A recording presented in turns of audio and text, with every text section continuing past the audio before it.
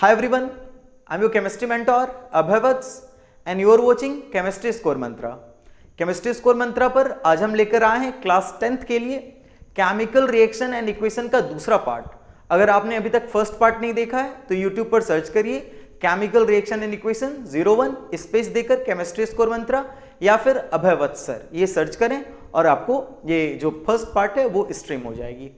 आते हैं second part पर। सेकेंड पार्ट पर हम लोग आज लेकर आए हैं आपके लिए टाइप्स ऑफ केमिकल रिएक्शन। बिल्कुल भी नहीं, बुक में जो लिमिटेड 4-5 रिएक्शंस है वो हम लोग नहीं पढ़ने वाले हैं। हम लोग डिटेल स्टडी करने वाले हैं आज टाइप ऑफ केमिकल रिएक्शंस की। ये जो 10th का ये टॉपिक है ये आपको 11th और 12th में भी काम देगा, स्पेशली इन ऑर्गेनिक केमिस्ट्री आपको ये काफी काम देने वाला है। तो पहले एक आइडिया हम आपको देते हैं कि आज हम लोग कितनी वेराइटीज लेकर आपके लिए आए हैं।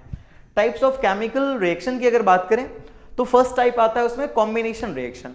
कॉम्बिनेशन रिएक्शन इनऑर्गेनिक में इसको बोलते हैं। अगर ऑर्गेनिक में बोलने जाए तो इसको हम लोग बोलते हैं इसी टाइप के इक्वेशन को ऑलमोस्ट इसी टाइप का फोटो फिगर वाला रिएक्शन को हम लोग बोल रहे होंगे वहां पर एडिशन रिएक्शन। ये सेकंड पार्ट है हमारे जिसे हम बोलते हैं डिकम्पोजिशन रिएक्शन।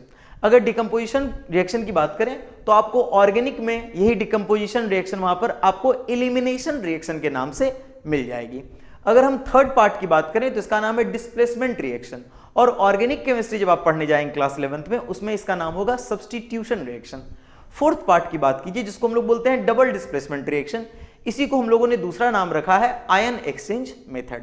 चिंता मत कीजिए, जो भी नाम है उसके दूसरे नाम मैं आपको बता रहा हूं। थोड़ी देर बाद जब हम लोग सबको डिटेल में पढ़ रहे होंगे आपका जो ये जो डेफिनेशन बॉक्स है इस डेफिनेशन बॉक्स में सारे डेफिनेशंस आ जाएंगे और चौक की मदद से मैं आपको यहां पर एक्सप्लेन करूंगा उनके एग्जांपल्स, वो कैसे होता है, सारी चीजें, उनका format, each and every detail. ये है रेडॉक्स रिएक्शन। ये एक कतई जहर टॉपिक है। इस टॉपिक पे दो कंसेप्ट है, एक है क्लासिकल कंसेप्ट और एक है इसका ऑक्सीडेशन नंबर मेथड। जो क्लासिकल कंसेप्ट है वही आपको क्लास 10th में पढ़ना है, लेकिन चूंकि आप एनटीएससी भी अपने मन में टारगेट लेकर बैठे हैं इसलिए मैं इसके ऊपर एक स्पेशल वीडियो बना रहा हूं जो आपको क्लास 10th में भी काम देगा और 11th वालों को भी काम देगा। ऑक्सीडेशन नंबर मेथड का इसका एक स्पेशल वीडियो अलग से आएगा। चलिए हम लोग बात करते हैं लास्ट और 6th कैटेगरी जो इसमें आ रही है, दैट इज रीअरेंजमेंट रिएक्शन। तो रीअरेंजमेंट रिएक्शन भी इंपॉर्टेंट है। वाइटल फोर्स थ्योरी जब जे बर्जीलियस ने दिया था उस वक्त रीअरेंजमेंट मेथड से उन्होंने वहां पर यूरिया का फॉर्मेशन किया था। कुछ ऐसे नाम भी हैं इस लिस्ट से हटकर जो कि इसी कैटेगरी में समहाउ बिलोंग करते हैं, लेकिन उनके नाम कहीं ना कहीं थोड़े अलग हैं।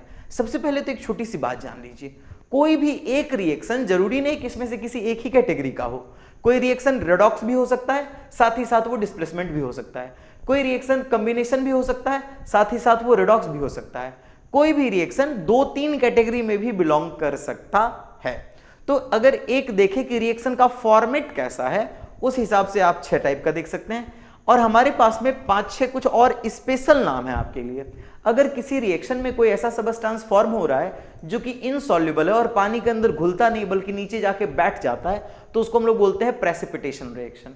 उसी तरह से हमारे पास आ रहे हैं थर्मोकेमिकल रिएक्शन जिसमें हीट एनर्जी या तो एब्जॉर्ब होगी या तो रिलीज होगी। और एक होता है हमारे पास फोटोकेमिकल रिएक्शन। इन रिएक्शंस को करवाने के लिए सनलाइट की बहुत जरूरत पड़ती है आपको। उसके बाद हमारे पास आते हैं इलेक्ट्रोकेमिकल रिएक्शन। ये रिएक्शन या तो इलेक्ट्रिसिटी देकर करवाए जाते हैं या फिर जब ये रिएक्शन होते हैं तो रिजल्ट में इलेक्ट्रिसिटी निकलता है। और ये हमारे पास में लास्ट है न्यूट्रलाइजेशन रिएक्शन। खैर इससे तो आपका पुराना रिश्ता है, क्लास 7 में हम लोगों ने पढ़ा हुआ था जब हम लोग देख रहे थे एसिड और बेस के न्यूट्रलाइजेशन को वहां पर। तो अब हम लोग एक एक करके एक एक टॉपिक उठाएंगे और उसको डिटेल में पढ़ने वाले हैं। First reaction is combination reaction और we can also call it addition reaction.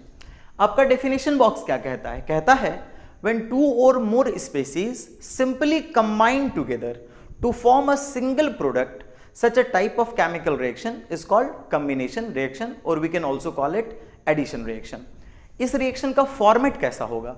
आपको फॉर्मेट देखकर लगेगा कि A और B दोनों आपस में कंबाइन कर रहे हैं तो 2 रिएक्टेंट होगा आपके पास में और कंबाइन करके सिर्फ एक ही प्रोडक्ट बनाया तो 2 चीजें आपस में क्या हो गई हैं? ऐड हो गई हैं, तो ये एडिशन रिएक्शन है। या 2 चीजें आपस में क्या हो गई? कंबाइन हो गई, तो ये कॉम्बिनेशन रिएक्शन है। या कई बार तो ऐसा होता है कि ए बी सी 2-3 चीज आपस में मिल जाते हैं और फिर जाके सिर्फ एक चीज बनाते हैं तो दो चीज मिलकर एक चीज बना ले, या तीन चीज मिलकर एक चीज बना ले, या बहुत सारा चीज मिलकर एक चीज बना ले, ये सारे रिएक्शंस आपके क्या कहलाएंगे? Addition reactions. कुछ एग्जाम्पल की तरफ आप गौर कीजिए। जैसे कि आपको पता ही होगा एसिड बेस को अट्रैक्ट करता है, उसी तरह से दुनिया का हर मेटल नॉन मेटल को अट्रैक्ट करता है, खास करके reactive metal, reactive non metals को। अगर एग्जांपल की बात करें नंबर 1 की, मैग्नीशियम एक मॉडरेट रिएक्टिविटी का मेटल है। अगर इसको क्लोरीन से रिएक्शन कर डाले तो प्रोडक्ट होगा हमारा MgCl2 मैग्नीशियम क्लोराइड। तो दो रिएक्टेंट एक प्रोडक्ट, मतलब एडिशन रिएक्शन।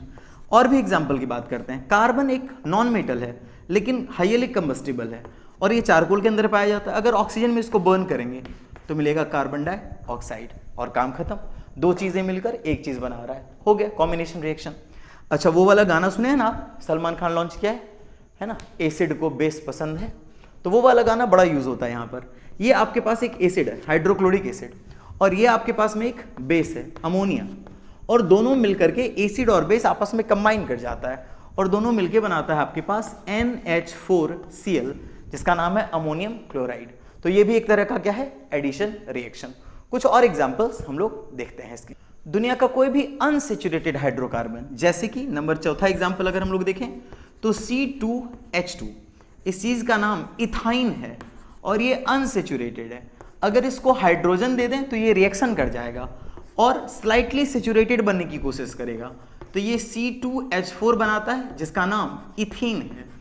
और अगर आप लोग क्या करें कि इथीन ले लें, C2H4 अगर आप ले लें और अगर इसको हाइड्रोजन लें तो ये और ज्यादा सेचुरेट होकर के C2H6 बना रहा है जिसका नाम इथेन है। तो कहीं ना कहीं हम लोग दिख रहे हैं कि दो चीजें मिल रही, एक चीज बन रहा है, एडिशन रिएक्शन। दो चीज मिल रहा है, एक चीज बन रहा है, एडिशन रिएक्शन।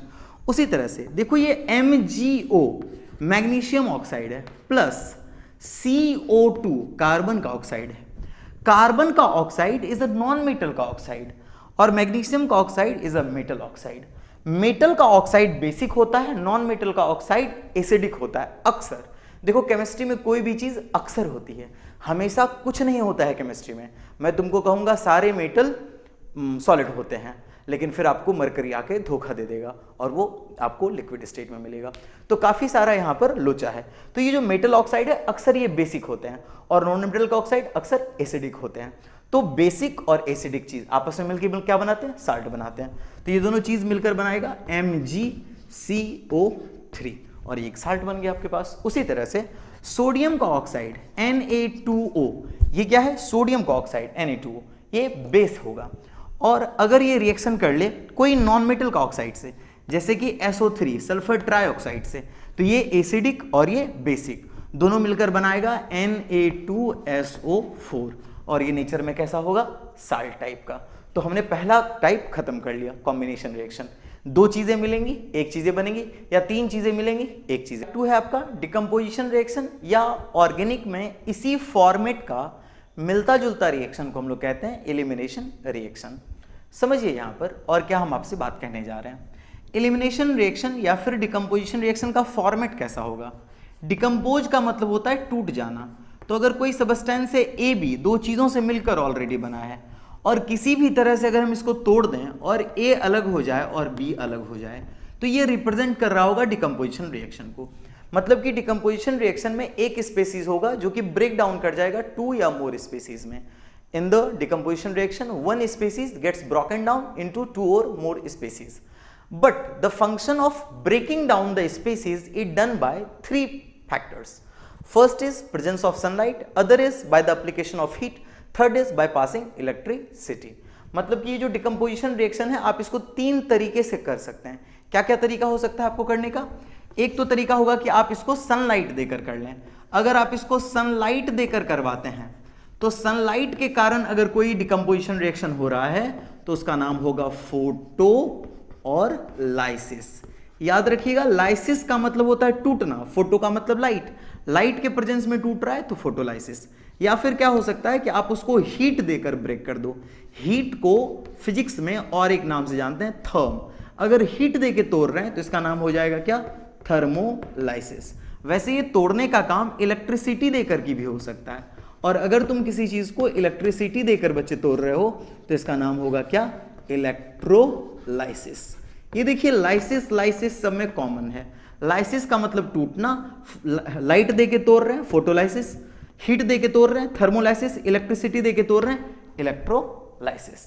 आइए हम लोग इस फॉर्मेट पर वर्क करते हैं। जैसे कि आपके पास होता है H2O2, इस चीज का नाम है हाइड्रोजन पर ऑक्साइड, और अगर इसको तुम लोग सनलाइट में दे दो तो सनलाइट लिखने का कई सारा तरीका है, या तो ऐसे करके सनलाइट लिख लीजिए आप लोग, या फिर यहां पर UV लिख देते हैं जिसका मतलब होता है अल्ट्रा वायलेट रेज, या फिर यहां पर कई बार H न्यू कर देते हैं। ये H प्लांक कांस्टेंट है, न्यू फ्रीक्वेंसी है, इन दोनों को मल्टीप्लाई करते हैं तो किसी भी इलेक्ट्रोमैग्नेटिक वेव में जो एनर्जी होता है ये उसका कैलकुलेशन है। तो ये इस तीनों तरीका से सनलाइट को मेंशन कर सकते हैं। अगर इसको कर दें, अगर हम लोग सनलाइट दे दें H2O2 को तो ये ब्रेक कर जाएगा किसमें, H2O में और प्लस O2 में। अगर बैलेंसिंग की बात करें, यहाँ 2 लगेगा, यहाँ 2 लगेगा, रिएक्शन बैलेंस हो जाएगा। उसी तरह से अगर तुम NaCl लेते हो, सोडियम क्लोराइड, और अगर तुम ये मोल्टेन कंडीशन में लेते हो, किस कंडीशन में आपको लेना है, मोल्टेन कंडीशन में, तो अगर आप मोल्टेन कंडीशन में ले लें और इसके अंदर से अगर आप इलेक्ट्रिसिटी को पास करा दें, तो इलेक्ट्रिसिटी को पास कराने के बाद आप क्या पाओगे, आपके पास सोडियम अलग हो जाएगा और क्लोरीन गैस आपके पास अलग हो जाएगा, और बैलेंसिंग हम लोग इस तरह से कर लेंगे। ये जो सोडियम बनने का काम होगा, ये सोडियम बनने का काम आपको पता है कहां पर होगा, ये काम होगा आपके कैथोड पर, और ये जो क्लोरीन बनने का काम होगा ये काम होगा आपका एनोड पर। अब चलो 2 चीज हम लोग कर चुके हैं, सनलाइट के प्रेजेंस में तोड़ चुके हैं, इलेक्ट्रिसिटी के प्रेजेंस में तोड़ चुके हैं, तो फिर हीट के प्रेजेंस में अभी तक हमने किसी को नहीं तोड़ा है। और ये तोड़ने का काम करते हैं हम लोग। तोड़ने में वैसे जब मजा आता है आप लोगों को, तो कैल्शियम कार्बोनेट, इसको अगर आप हीट कर दें थोड़ा सा तो ये 2 टुकड़ों में टूट जाता है, कैल्शियम ऑक्साइड और कार्बन डाइऑक्साइड में। ये गैस है तो बनने के बाद क्या करेगा, उड़ी उड़ी जाए। तो सोचिए जरा सा, डिकम्पोजिशन रिएक्शन मतलब जिसमें कि एक कंपाउंड टूट करके 2 अलग अलग स्पीसीज में कन्वर्ट हो जाएगा। इसको तोड़ने के 3 तरीके हैं, हीट देकर, इलेक्ट्रिसिटी देकर, लाइट देकर। लाइट देके तोड़ेंगे फोटोलाइसिस, हीट देके तोड़ेंगे थर्मोलाइसिस, इलेक्ट्रिसिटी देके तोड़ेंगे इलेक्ट्रोलाइसिस। तीनों के एग्जांपल्स हम लोग देख चुके हैं। तो आइए मिलते हैं थर्ड टाइप के केमिकल रिएक्शन से, जिसका नाम है डिस्प्लेसमेंट रिएक्शन या फिर सब्स्टिट्यूशन रिएक्शन।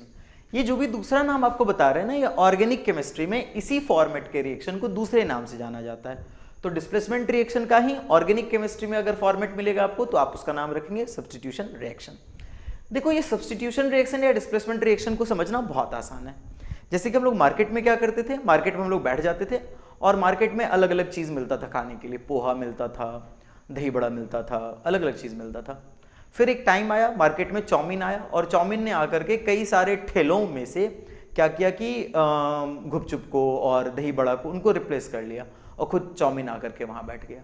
तो क्या होता है कि मार्केट में हमेशा जो एक मोर डिमांडिंग ऑप्शन होता है या जो एक मोर डिजर्विंग ऑप्शन होता है वो लेस डिजर्विंग को वहां से डिस्प्लेस कर देता है। बिल्कुल ऐसा ही होता है आपके डिस्प्लेसमेंट रिएक्शन में।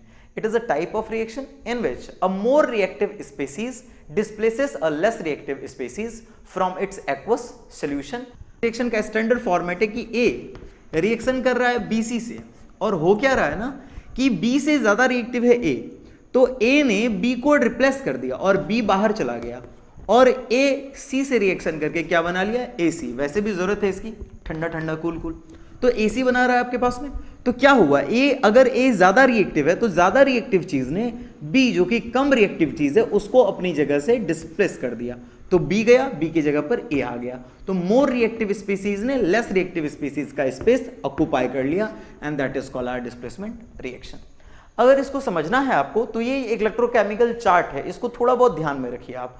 इस चार्ट में अगर आप इंटरनेट पे देखेंगे तो कभी कभी ऑर्डर उल्टा मिल जाता है, कभी कभी इसमें जो एलिमेंट का सीक्वेंस है थोड़ा बहुत ऊपर नीचे आप देखेंगे, तो उससे घबराना नहीं है आपको बेसिकली एनसीईआरटी फॉलो करना है। और वो जो 2 अलग अलग हम लोग देख रहे हैं वो अलग अलग नॉन मेटल के रेस्पेक्ट में निकाले जाते हैं, इसलिए अलग अलग भी कभी कभी आपको मिलते हैं वहां पर।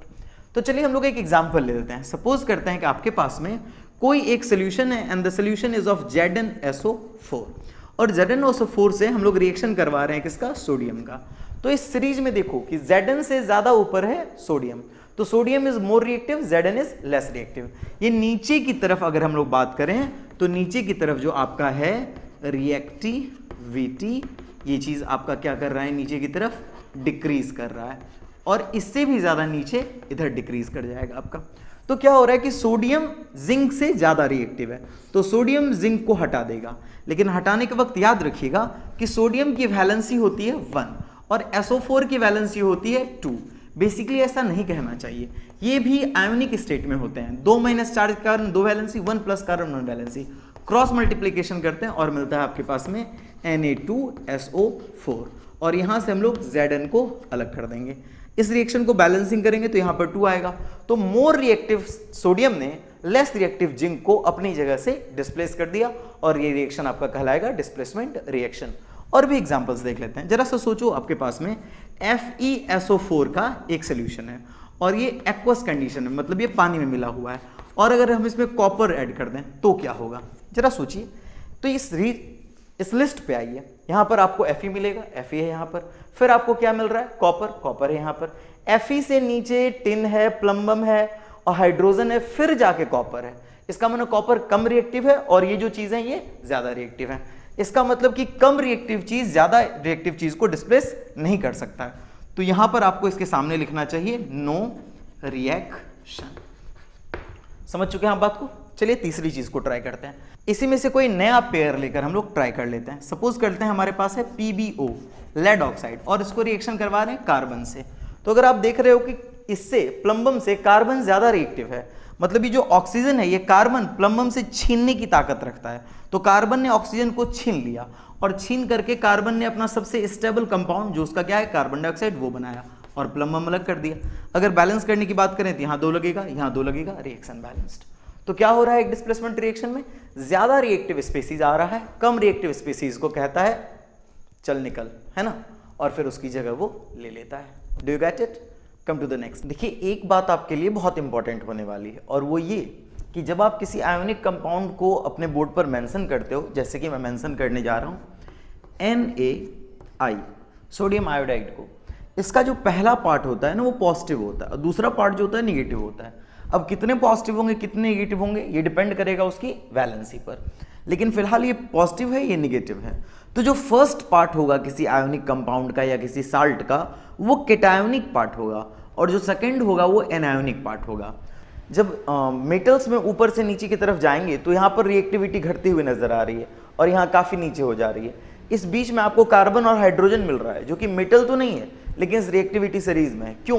क्योंकि हाइड्रोजन इसलिए क्योंकि हाइड्रोजन भी बाकी मेटल्स की तरह अपने केटायंस बनाने की टेंडेंसी रखता है और कार्बन इसलिए है क्योंकि वो बाकी मेटल्स की तरह कंडक्टर होता है और वो किसी और से ऑक्सीजन ले करके खुद को ऑक्सीडाइज करने की टेंडेंसी रखता है, इसलिए वो इस लिस्ट में है।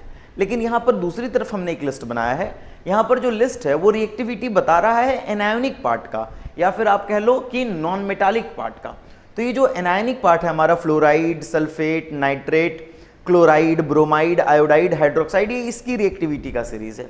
तो क्या करना है ना, आपको दोनों तरह के डिस्प्लेसमेंट देखने पड़ेंगे। आपको मेटल्स का भी देखना पड़ेगा, नॉन मेटल्स का भी, केटायोनिक पार्ट का भी, एनायोनिक पार्ट का भी। तो केटायोनिक पार्ट का डिस्प्लेसमेंट तो आप देख चुके हैं, एनायोनिक पार्ट का देखते हैं हम लोग। हमारे पास है सोडियम आयोडाइड और इसकी रिएक्शन हम करवा दे रहे हैं किससे, क्लोरीन से।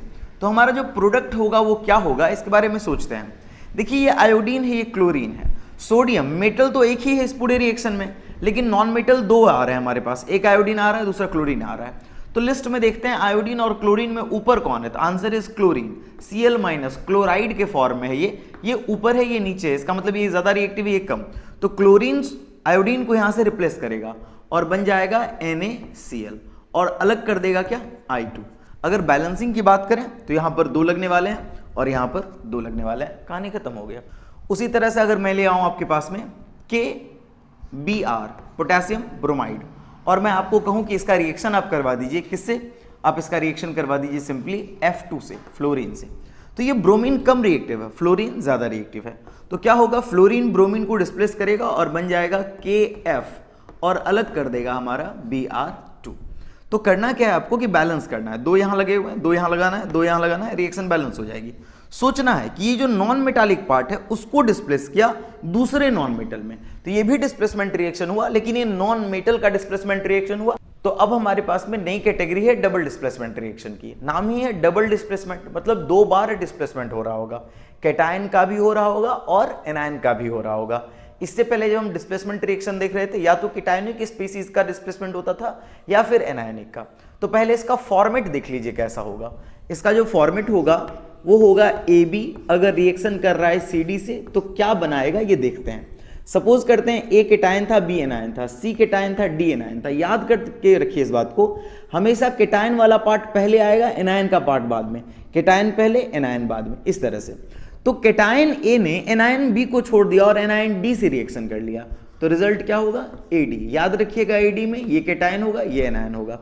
और जो हमारे पास में यहाँ पर हम देख रहे हैं कि हमारे पास केटायन C है और एनायन क्या है, B है। तो केटायन C आपको पहले लिखना है हमेशा, केटायनिक पार्ट पहले, एनायनिक पार्ट बाद में। आ जा रहा है मिलने किससे, D माइनस से, और आपका जो C प्लस है वो मिलने आ रहा है किससे, B माइनस से।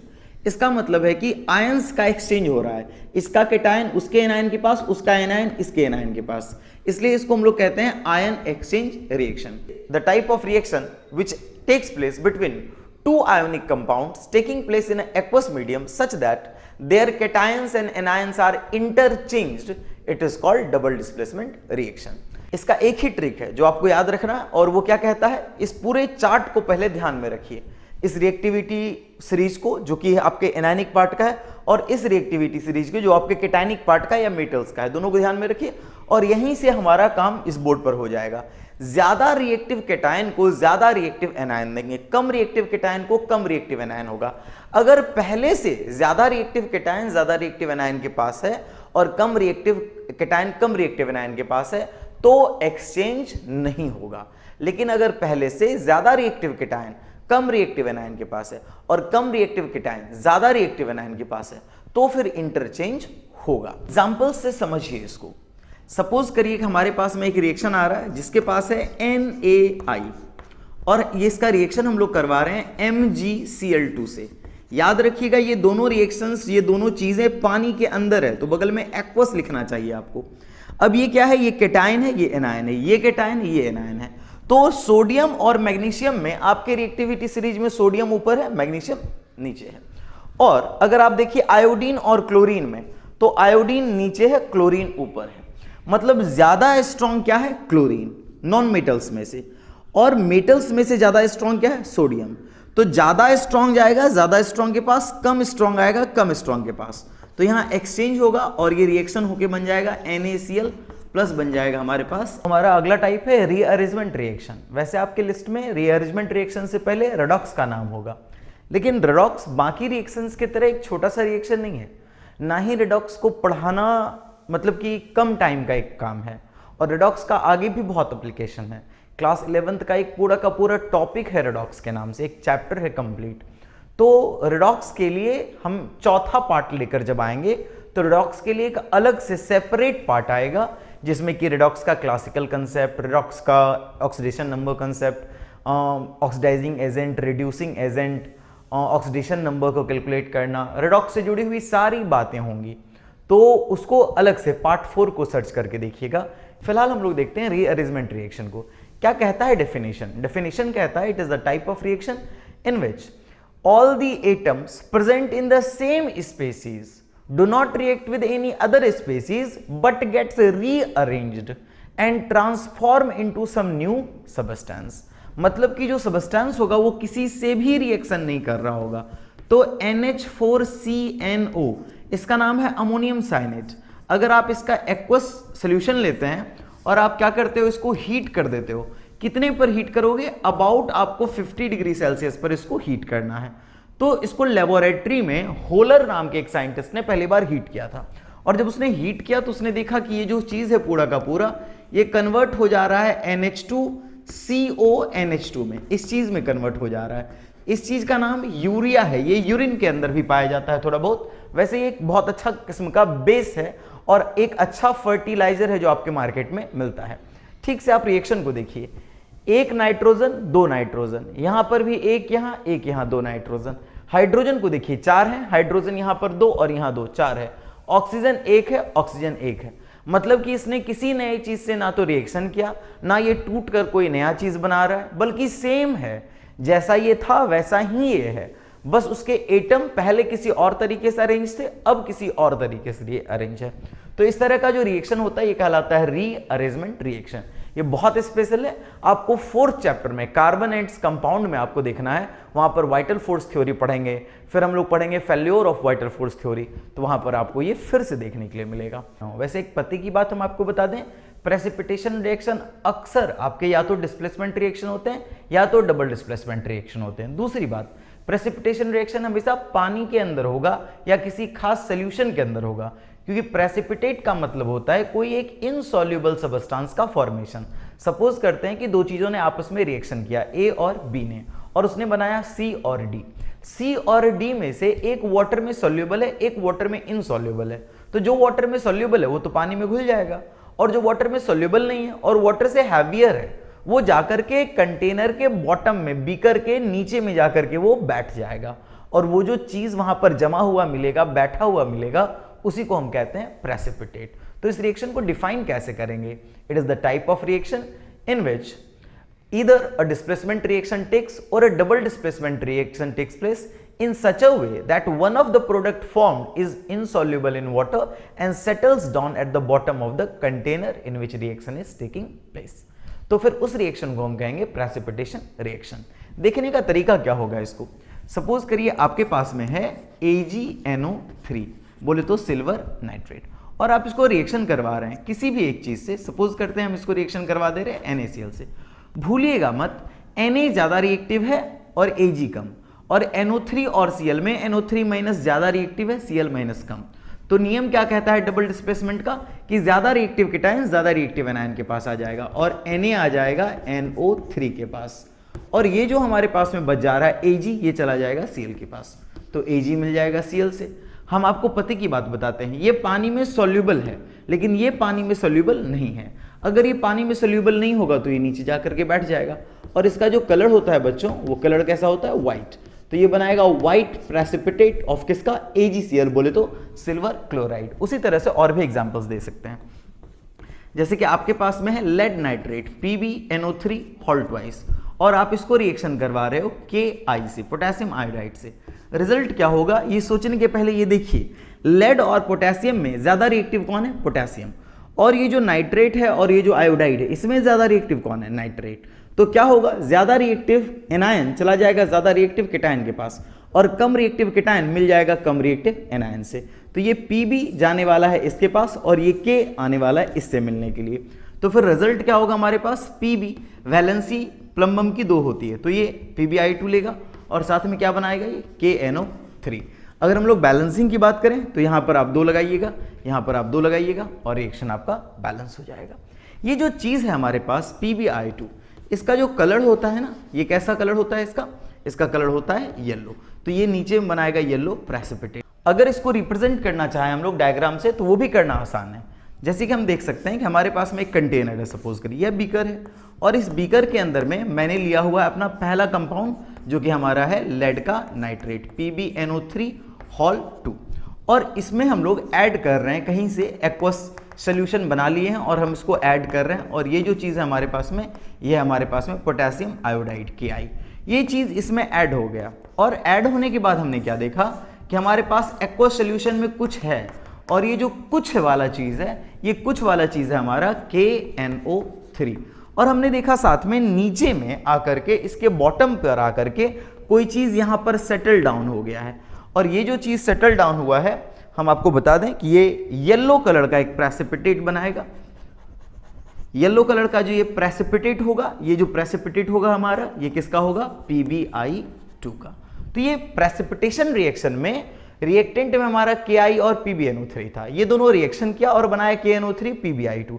KNO3 पानी में घुल जाता है, तो ये पानी के अंदर घुला हुआ रहा, तो एक जगह नहीं मिला, जबकि PbI2 पानी में नहीं घुला, तो पूरा का पूरा जा करके नीचे में बैठ गया, जमा हो गया, और ये PbI2 का कैसा प्रेसिपिटेट बनाएगा?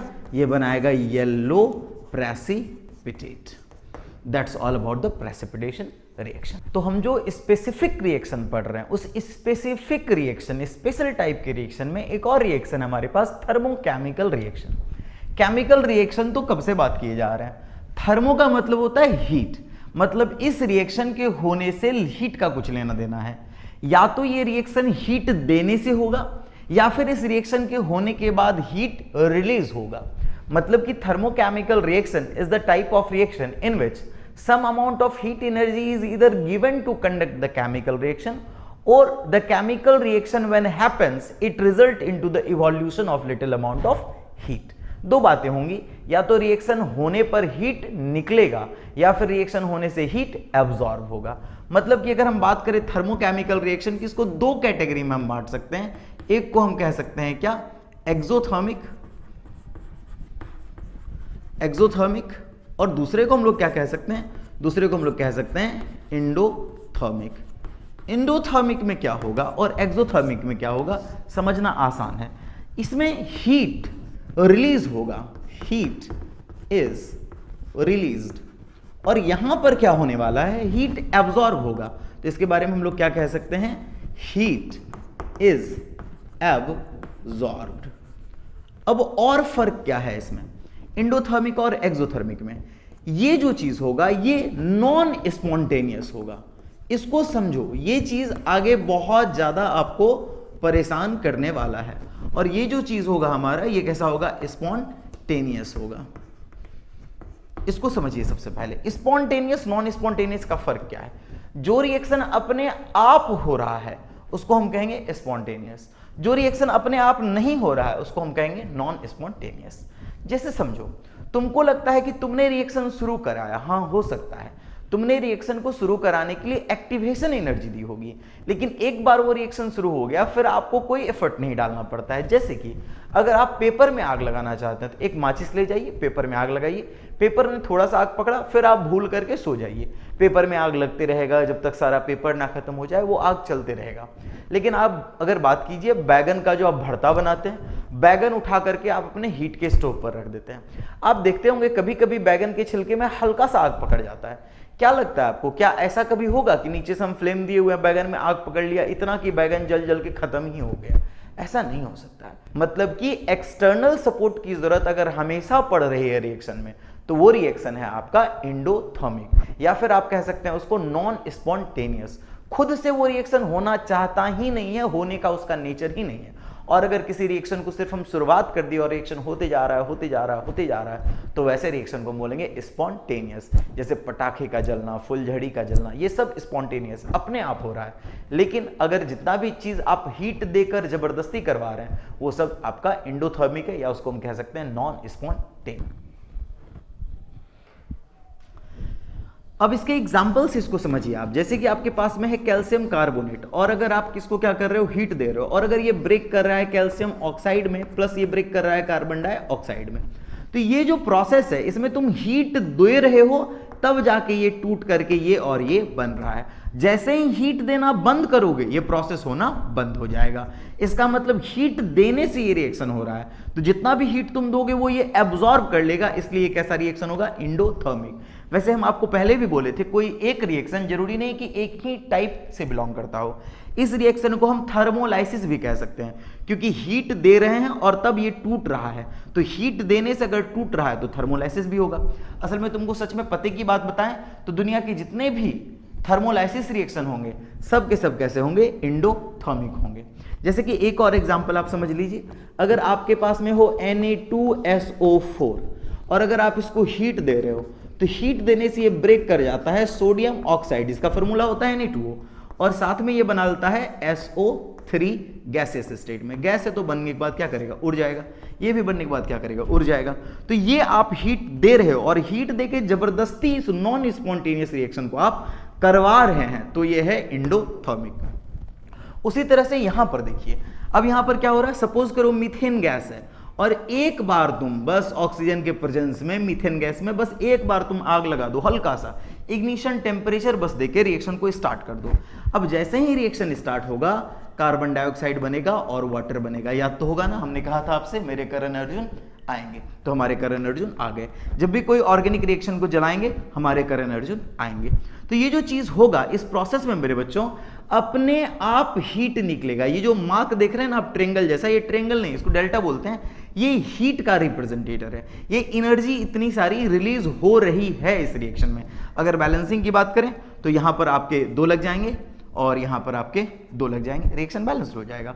उसी तरह से सपोज करिए कि नॉट ओनली दिस रिएक्शन, दुनिया का कोई भी अगर तुम स्ट्रॉन्ग एसिड लोगे और दुनिया का अगर तुम कोई भी स्ट्रॉन्ग बेस लोगे तो जब भी strong acid strong base reaction करता है, रिएक्शन हर हाल में एक्सोथर्मिक है। क्यों? क्योंकि तुमको बताया कि रिएक्शन स्पॉन्टेनियस है। कैसे? कोई भी रिएक्शन जो अपने आप होना चाहता है वो स्पॉन्टेनियस है, और हमको पता है एसिड को बेस पसंद है। तो अगर एसिड को बेस पसंद है, दोनों खुद ब खुद रिएक्शन किया, मतलब दोनों ने कैसा रिएक्शन किया? स्पॉन्टेनियस रिएक्शन किया। स्पॉन्टेनियस रिएक्शन करेगा तो हीट रिलीज होगा। बाय द वे यहां पर क्या बनेगा हमारे पास में? NaCl प्लस हमारे पास क्या बन रहा होगा? H2O, और प्लस साथ में क्या बन रहा होगा? बहुत सारा अमाउंट में हीट। एक बात समझिएगा, ये जो H2O है ये वाटर नहीं, ये वाटर का वेपर है, वरना अगर पानी निकले लगेगा, पानी तो फिर आपको बुझा ही देगा। तो हमारा अगला जो कैटेगरी है वो बात करता है किसकी? फोटोकेमिकल रिएक्शन की। फोटो का क्या मतलब होता है? लाइट, और केमिकल रिएक्शन वही घिसी पिटी कहानी पढ़ते जा रहे हैं हमेशा से। फोटो मतलब लाइट, लाइट से होने वाले रिएक्शन। पहले तो डेफिनेशन पे जा जाते हैं हम लोग। The type of reaction which takes place in the presence of sunlight are called photochemical reaction. In such reaction, either two compounds are joined together to form a large molecules, or either a compound is broken down into smaller species. मतलब कि इस reaction में दोनों type के reaction आपको देखने के लिए मिलेंगे। दो चीज सनलाइट के प्रेजेंस में जुड़ भी सकते हैं, और कई बार एक चीज बड़ा मॉलिक्यूल सनराइज के प्रेजेंस में टूट करके छोटे छोटे मॉलिक्यूल में भी कन्वर्ट होता है। तो जब ये क्या कर रहा होगा, छोटे छोटे मॉलिक्यूल में कन्वर्ट हो रहा होगा, तब हम इसको क्या कहेंगे? तब हम इसको कहेंगे फोटोलाइसिस। और जब ये क्या कर रहा होगा, एक बड़ा मॉलिक्यूल बना रहा होगा, तब आप इसको क्या कहेंगे? फोटोसिंथेसिस। भूलिएगा मत इस छोटी सी बात को। सिंथेसिस का मतलब होता है मैन्युफैक्चर होना, जुड़ना। लाइसिस का मतलब होता है टूटना। फोटो का मतलब लाइट, यहां पर भी फोटो का मतलब लाइट। लाइट के प्रेजेंस में अगर कोई चीज टूट रहा है दैट इज फोटोलाइसिस, और लाइट के प्रेजेंस में अगर कोई चीज जुड़ रहा है तो वो हो गया फोटोसिंथेसिस। बाय द वे, कुछ चीजें जुड़ रही है तो फोटोसिंथेसिस एक तरह का कॉम्बिनेशन रिएक्शन भी होगा, और कोई चीज टूट रहा है इसका मतलब फोटोलाइसिस एक तरह का डिकम्पोजिशन रिएक्शन भी होगा। फोटोलाइसिस के एग्जांपल की तो बात ही नहीं करनी है। अब क्लास 5 में 6 में थे तभी से आपको मैम पढ़ाते जा रही है कि देखो ये होता है, ये होता है। उसमें कार्बन डाइऑक्साइड लेते हैं हम लोग, उसमें हम लोग वाटर लेते हैं, और रिएक्शन करके हमारे पास क्या बनता है? रिएक्शन करके हमारे पास बनता है ग्लूकोज C6H12O6, और साथ में आपके पास क्या बन रहा है? अगर आपको याद हो तो साथ में बनता है आपके पास ऑक्सीजन। इसको हम लोग सेपरेट कर देते हैं थोड़ा सा। तो ये जो चीज है इसको अगर बैलेंस करने की बात करें, यहाँ 6 लगेगा, यहाँ 6 लगेगा, और यहाँ पर भी 6 आएगा, और ये बैलेंस्ड है। तो फोटोसिंथेसिस रिएक्शन एक ऐसा रिएक्शन है जहां पर कि दो चीजें आपस में ऐड करके बड़े मॉलिक्यूल्स बना रही होगी, तो ऐसा रिएक्शन कहलाएगा फोटोसिंथेसिस। ये जो रिएक्शन होगा मेरे बच्चों, ये सनलाइट के प्रेजेंस में होगा, तो यहाँ पर हम लोग सनलाइट लिखना चाहिए। और ये आपको पता है कि ये कब होता है? जबकि आपके पत्तों में किसकी मौजूदगी होती है? क्लोरोफिल की मौजूदगी होती है। थोड़ा सा समझो इस बात को। सनलाइट को रिप्रेजेंट करने के लिए यूवी बोले तो अल्ट्रा वायलेट रे भी लिखा जाता है कभी कभी, और कभी कभी एच न्यू, ये फॉर्मूला है किसी भी इलेक्ट्रोमैग्नेटिक वेव के एनर्जी का, H into new. H is Planck constant, new is frequency. एक तरीका होता है। फोटोलाइसिस की बात कर ली, जैसे कि आपके पास होता है हाइड्रोजन परऑक्साइड H2O2, और अगर आप इसको सनलाइट देंगे मतलब H न्यू देंगे अगर आप इसको, तो ये ब्रेक कर जाता है वाटर में, और ये ब्रेक कर जाता है ऑक्सीजन में। बैलेंसिंग की बात करो तो यहाँ 2 लगेंगे और यहाँ 2 लगेंगे, रिएक्शन बैलेंस हो जाएगा। ना कि सिर्फ ये, काफी सारे और भी आपको फोटोलाइसिस के रिएक्शन देखने के लिए मिल सकते हैं। जैसे कि आपको पता है सिल्वर क्लोराइड के बारे में, तो सिल्वर क्लोराइड में अगर आप दे दो H न्यू मतलब वही एनर्जी ऑफ द सनलाइट, तो फिर ये ब्रेक कर जाता है Ag में प्लस Cl2 में। ये गैस है तो गैस बन के हमेशा क्या करेगा? उड़ जाएगा। एक छोटा सा बात तुमने पूछा नहीं हमसे कि सर जब फोटोलाइसिस होगा कैसे सबस्टांस को इलेक्ट्रिसिटी से तोड़ेंगे, कैसे सबस्टांस को सनलाइट से तोड़ेंगे, और कैसे सबस्टांस को हीट देके तोड़ेंगे। अगर कोई सल्फेट साल्ट है, कार्बोनेट साल्ट है, बायकार्बोनेट साल्ट है, इन सबों का ब्रेकिंग हो सकता है किससे? हीट से। लेकिन अगर कोई strong metal, strong non metal के साल्ट बने हुए हैं, जैसे कि NaCl का साल्ट बना हुआ है, इसका ब्रेकिंग सिर्फ और सिर्फ इलेक्ट्रिसिटी से पॉसिबल है। और अगर कोई वीक नॉन मेटल और वीक मेटल का बना हुआ वीक साल्ट है, कमजोर साल्ट है, तो उसका जो ब्रेकिंग होगा, जैसे कि AgCl है, इसका ब्रेकिंग हो सकता है सनलाइट के प्रेजेंस में। इसके अलावा भी बहुत सारे कॉम्प्लिकेशंस हैं, बट मोटा मोटी हम इस बात को याद रख सकते हैं। बहुत स्ट्रॉन्ग साल्ट होगा तो वो टूटेगा कहां पर? आपके इलेक्ट्रिसिटी के कारण। अगर वो मेडियोकर होगा, सल्फेट, कार्बोनेट वगैरह का, तो वो टूटेगा किससे? हीट से। और अगर वो काफी ज्यादा मतलब कि फीबल किस्म का है, वीक किस्म का है, तो उसका ब्रेकिंग कर सकते हैं हम लोग किससे? सनलाइट के प्रेजेंस में। अच्छा, आपने देखा होगा काफी सारी मेडिसिन में लिखा जाता है keep in cool and dark place. क्यों? ये कूल तो ठीक है, ये डार्क का क्या मतलब है? डार्क का मतलब है कि खिड़की उड़की रूम तुम कहीं से भी रिफ्लेक्शन करके लाइट उस मेडिसिन के स्ट्रिप पे ना पहुंच जाए, क्योंकि वो स्ट्रिप के अंदर के जो रखे हुए मेडिसिन हैं वो कर सकते हैं फोटोकेमिकल रिएक्शन। तो बच्चों, जैसे अमर अकबर और एंथनी फिल्म आई थी, उसी तरह से फोटोकेमिकल, थर्मोकेमिकल और इलेक्ट्रोकेमिकल, ये लास्ट वैरायटी है, ये एंथनी है हमारा। तो इलेक्ट्रोकेमिकल रिएक्शन को भी देखना तो बनता है। इलेक्ट्रोकेमिकल रिएक्शन, नाम क्या सजेस्ट कर रहा है कि इस रिएक्शन का लेना देना इलेक्ट्रिसिटी से है। तो कहता है कि एक ऐसा केमिकल रिएक्शन जिसमें या तो इलेक्ट्रिसिटी प्रोड्यूस होगा या फिर इलेक्ट्रिसिटी के देने से केमिकल रिएक्शन होगा, दोनों ही टाइप के केमिकल रिएक्शन कहलाएंगे electrochemical reaction. The type of reaction in which some amount of electricity is given to conduct a reaction और electricity is produced as a result of conduction of chemical reaction are called electrochemical reaction. दो type के reactions होते हैं। सबसे पहले तो आप जान लीजिए पहला टाइप क्या होता है। पहला टाइप होता है गैल्वेनिक सेल्स ऑटो रेडॉक्स, या फिर कह दो आप स्पॉन्टेनियस रेडॉक्स।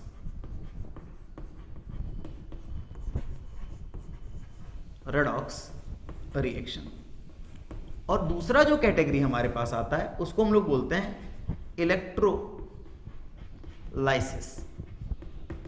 देखो समझो इस बात को, कुछ जो गैल्वेनिक सेल्स होते हैं वो सेल जिससे आपको कि करंट मिलता है, तो करंट पैदा करने के लिए उस सेल के अंदर में अपने आप कुछ रिएक्शंस हो रहा है, और वो जो रिएक्शंस चूंकि अपने आप हो रहे होंगे तो उसको हम कैसा रिएक्शन कहेंगे? स्पॉन्टेनियस।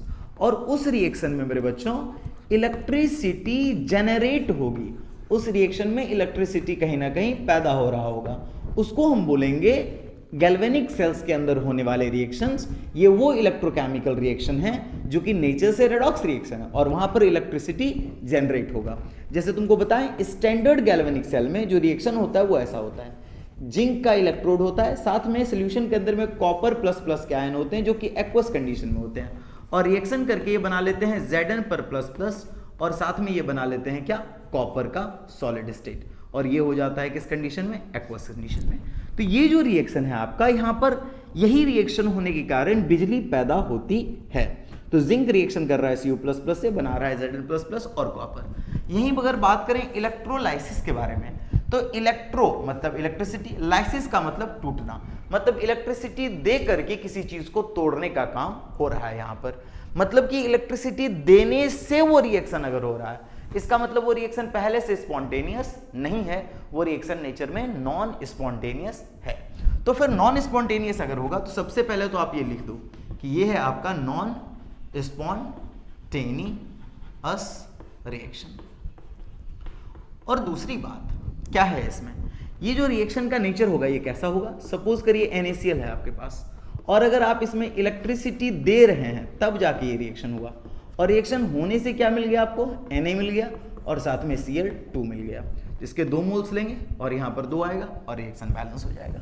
तो ये हमारा था इलेक्ट्रोकेमिकल रिएक्शन। कहानी खत्म। लास्ट टॉपिक पर आते हैं जो है आपका न्यूट्रलाइजेशन रिएक्शन। ये कहता है when an acid reacts with a base it produces salt and water. In this reaction, acid neutralizes the action of base and base neutralizes the action of acid. Such reaction is called acid-base neutralization reaction. इस reaction का standard format क्या होगा? इस reaction का standard format होगा कि एक कोई एसिड ले रहे होंगे, वह रिएक्शन कर रहा होगा किसी ना किसी बेस से, और साथ में ये बना रहा होगा क्या? साल्ट। कभी कभी as a by product salt के साथ में वाटर भी बनता है। इस रिएक्शन में एसिड के एक्शन को बेस न्यूट्रलाइज कर देगा और बेस के एक्शन को एसिड।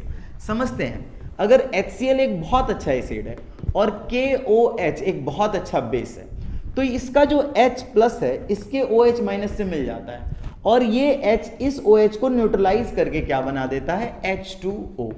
और ये जो K+ होगा इस Cl- से आके जुड़ जाएगा और ये बनाएगा KCl। एक और थर्ड रिएक्शन इसके लिए लेते हैं। सपोज करिए आपके पास में सल्फ्यूरिक एसिड है H2SO4, और आप इसका रिएक्शन करवा रहे हो एल्यूमिनियम हाइड्रोक्साइड से which is AlOH whole thrice. तो रिएक्शन करेगा ऑफ कोर्स।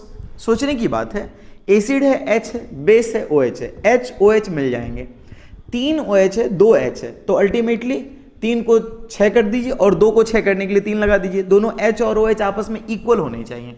कुल मिलाकर ये 6H2O बना लेगा। और यहां पर साल्ट कौन सा बनेगा, ये फैसला यहां से होगा कि एल्यूमिनियम की वैलेंसी 3 है और SO4 की वैलेंसी 2 है। By the way SO4 minus minus होता है और एल्यूमिनियम पर 3+ होता है। इनको न्यूट्रलाइज करने के लिए क्रॉस मल्टीप्लिकेशन अगर हम करते हैं तो हमारे पास आता है Al2SO4 होल थ्राइस। रिएक्शन भी बैलेंस्ड है और ये भी समझ में आ रहा है कि एसिड रिएक्शन कर रहा है बेस से, बना रहा है साल्ट एंड वाटर। जैसे कि बोर्ड पर आपने काफी सारे एसिड बेस न्यूट्रलाइजेशन रिएक्शन देखे, उसी तरह से हमारी डे टू डे लाइफ में भी काफी सारे एसिड बेस न्यूट्रलाइजेशन रिएक्शन के एप्लीकेशन है।